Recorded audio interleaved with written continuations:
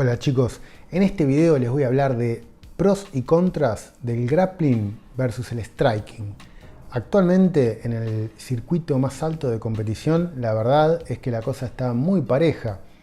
De hecho, a diferencia de los primeros días del MMA e incluso antes con el Vale Todo, el Pride y los primeros UFC, donde el grappling claramente se impuso al striking, actualmente la cosa ha evolucionado mucho y hoy es muy común ver duelos de strikers en el circuito, en las peleas por título, en las peleas por campeonato del UFC, y donde casi no se ve grappling. De todos modos, existen 3 escenarios diferentes donde podemos hacer una comparación y en los cuales los resultados del duelo son distintos. Bueno, el primer escenario es el duelo entre un grappler puro y un striker puro. ¿Qué quiero decir? Alguien que únicamente practica un estilo de agarre, sea lucha, jiu-jitsu, judo, en contra de una persona que únicamente trabaja un estilo de golpeo, sea kickboxing, karate, boxeo, etc. Cuando en la época en la que esto pasaba, como te decía, en los primeros UFC, el resultado fue contundente y esto es indiscutible. El grappling se impuso. Esto no es una cuestión que esté sujeta a debate. Ahora, hay un factor que es crucial y hay que mencionarlo, que en aquella época, cuando los grapplers dominaron por completo a los strikers, los practicantes de grappling, como te decía, jiu-jitsu, lucha, etc., conocían a lo que se enfrentaban. Incluso, aunque ellos no practicaran boxeo, kickboxing, karate ni nada de esto, tenían una idea de contra qué se iban a enfrentar, porque todos alguna vez hemos visto una pelea en la calle o arriba de un ring, ¿sí? Todos hemos visto una pelea de full contact, de boxeo. Entonces sabían a lo que se iban a enfrentar, mientras que sus adversarios, es decir, los strikers puros de aquella época, no tenían ni idea de lo que era el grappling. El común de los exponentes de artes marciales de pie, como te digo, no tenía idea a qué se iba a enfrentar. Entonces, de esa forma, estaban en clara desventaja. No sabían que iban a necesitar defender un derribo, no tenían ni pálida idea de cómo hacerlo, y mucho menos sabían lo que era pelear en el piso. Entonces, en aquella oportunidad en la que los grapplers dominaron de forma absoluta a los strikers estaban en clara desventaja. Pero esto, con el paso del tiempo, fue desapareciendo. Ahora vos tenés un striker quizás puro, pero que también tiene una idea de qué es lo que se hace en el piso. Porque ahora también vos ves, observás y por lo menos tenés una idea de qué es lo que va a pasar, de qué es lo que tenés que esperar. Entonces, si bien el vencedor histórico en el duelo striker versus grappler fue el grappler, no sabemos qué hubiera pasado si se hubiesen enfrentado un grappler puro contra un striker puro si ninguno de los dos hubiera conocido el estilo del otro. El segundo escenario es el que encontramos en el actual circuito de competición, donde podemos apreciar que gente que se especializa en el striking, como Machida, bueno, Machida creo que ya se retiró, pero igual Machida, Adesanya, Anderson Silva y un montón de otros, consiguen mantener el combate de pie y vencer a sus oponentes, e incluso en las ocasiones en las que son derribados logran trabar la lucha hasta volver a ponerse del pie. Es decir, que actualmente en el más alto circuito de competición hay un resurgimiento del striking y estamos apreciando una superioridad por parte de los especialistas en artes de golpeo. Pero así como te digo una cosa, también te digo la otra. Hoy existen reglas que favorecen también al striker, porque por ejemplo, después de determinado tiempo en el suelo, si la cosa está muy inactiva, el juez viene y lo separa. Entonces esto favorece claramente al striker. En los primeros días del vale todo, del UFC, de las MMA, cuando iban al suelo no los separaba nadie hasta que uno vencía al otro. Pero a la vez te tengo que mencionar una regla que favorece a los grapplers, que es que no te dejan agarrarte de la reja, ¿sí? Porque, bueno, y esto fue así desde los primeros UFC, porque si vos te agarrás de la reja, les volvés las cosas muy difíciles al grappler, ¿sí?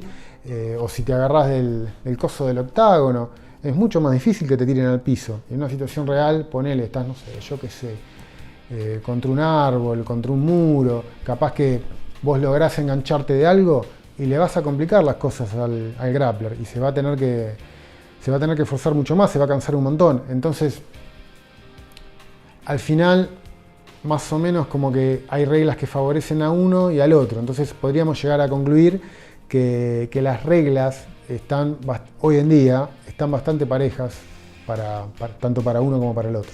El tercer y último caso es cuando se enfrentan dos personas sin entrenamiento.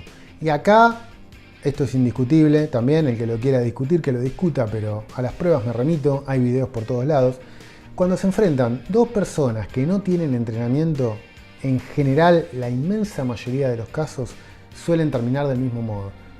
Se pegan un par de golpes, se abrazan y acaban en el suelo. Es decir, que el grappling se impone naturalmente, porque es mucho más fácil terminar en el suelo que evitar caer. Dicho esto, al striking todavía le queda una carta muy fuerte que jugar. Tiene una ventaja muy importante y que esto también ha sido atestiguado por multitud de videos. Una persona de edad avanzada puede defenderse con técnicas básicas de boxeo incluso de más de un oponente, y como te digo, esto ha sido registrado más de una vez por cámaras de videos.